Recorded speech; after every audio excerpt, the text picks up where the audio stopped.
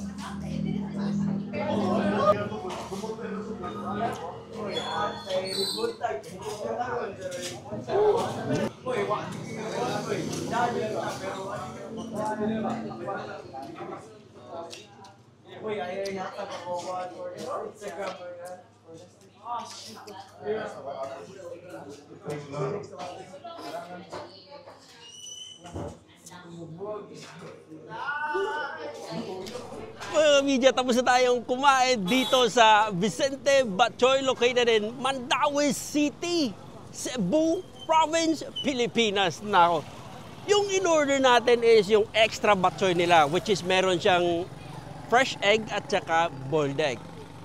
Nako, tested and proven talaga yung Vicente Batchoy dito. Anyway mga media, feedback ko lang, short feedback ko sa Vicente Batchoy.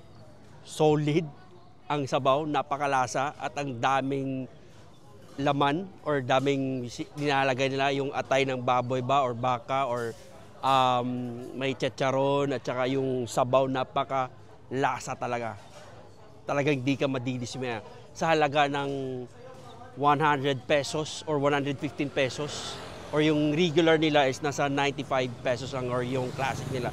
So ito po yung pangalan ng batchoy nila, V. But anyway mga media, maraming salamat na pinanood yung video nito dito sa Stallion Media, and see you on my next vlogs. Bye bye.